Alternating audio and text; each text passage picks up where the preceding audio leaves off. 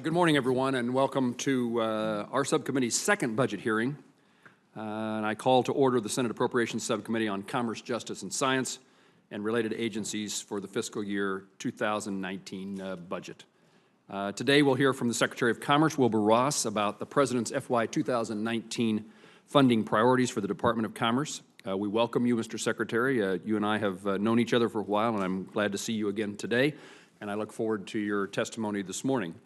The Department of Commerce executes a broad range of activities critical to our nation, which includes working with distressed communities to support economic development and job growth, managing the federal use of spectrum and utilizing broadband programs to enhance safety and to promote economic growth, enforcing trade laws to ensure American businesses can compete on a level playing field around the globe, operating weather satellites and forecasting severe storms, conducting a cost-effective and accurate census, and many other responsibilities under your purview, Mr. Secretary.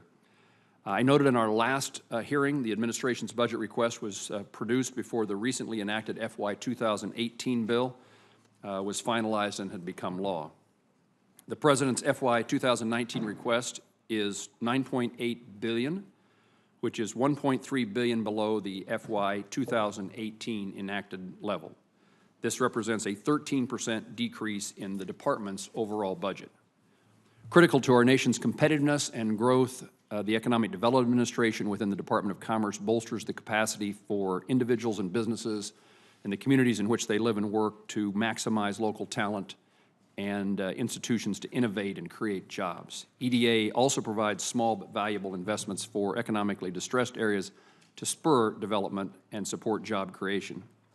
EDA's Regional Innovation Program is particularly popular for those interested in business development in my home state of Kansas. Likewise, NIST Manufacturing Extension Partnership, the MEP program, is strongly supported in the business community as a positive example of a public-private partnership that leads to innovation and job creation. I represent a rural yet multifaceted state, and I continue to support these programs which allow states and localities to steer priorities to address their specific economic development needs. Directly linked to the programs that support job creation is the ability to access high-speed broadband capabilities. Many members of this subcommittee, many members of the Appropriations Committee represent large rural areas of our country. This is a hugely important issue to us and to the rest of the country. The Department oversees the federal use of spectrum and manages broadband grants through the National Telecommunications and Information Administration, NTIA. There is concern at home and in states across the country that communities are not yet fully able to access broadband because they live in either underserved or unserved areas.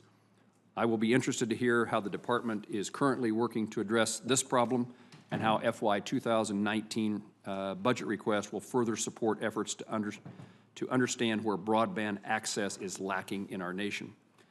Additionally, I would like to know how NTIA is using the $7.5 million this subcommittee provided in FY 18 to update the National Broadband Availability Map and how you are coordinating with the Federal Communications Commission.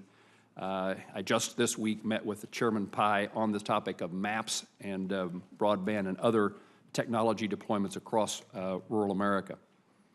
Effective deployment of broadband resources is completely dependent upon having the right data that identifies those underserved and unserved areas. Mr. Secretary, your department plays a significant role in the nation's trade policies. Recently, you have been at the forefront of recommending tariffs on certain imports of steel and aluminum, as well as affirming as a preliminary anti-dumping duty determination on uncoated ground wood paper. From the subcommittee's standpoint, I would like to hear what resources you need at the department, what you expect to encounter in FY 2019 to address the increased trade enforcement activities of your department. Furthermore, I'd like to convey to you my serious, significant concerns on the behalf of Kansas farmers and others, manufacturers, our manufacturers in our aircraft industry in particular, but those who manufacture automobiles and other things, in regard to the retaliatory tariffs imposed on American products. And that's particularly true in agriculture, where we are I would say always, if not almost always, the target of those retaliatory tariffs. Kansas is an export state. Mr. Secretary, I told you in your confirmation hearing and our meeting prior to that I hope that I would be gum on your shoe in regard to exports, and you've mentioned that to me several times, so I appreciate that the expression has stuck with you.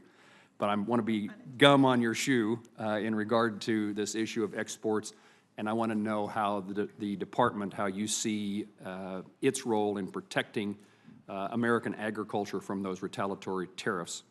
Our nation must be tougher in enforcing trade agreements. I agree with that. But when we enforce those trade rules, we need to be mindful of the negative impacts that retaliation can have on domestic products. Achieving the right balance will require continued congressional oversight, including this subcommittee closely monitoring the funding provided for trade activities. I would tell my subcommittee members that I've requested of our staff that we begin pursuing an additional hearing with USTR in regard to trade and their appropriations request as well. I look forward to hearing more about the department's plan to ensure our trade policies benefit our nation's farmers, ranchers, and other exporters. I'm pleased to see that the administration requests full funding for NOAA, the flagship weather satellite, which provides important data for weather forecasting and to protect our nation's citizens. I am cautiously optimistic, however, about the cost savings the department believes will come from consolidating NOAA's polar orbiting satellite into a single program. These satellites contribute more than 80% of the data needed for numerical weather predictions models to forecast hurricanes and severe storms.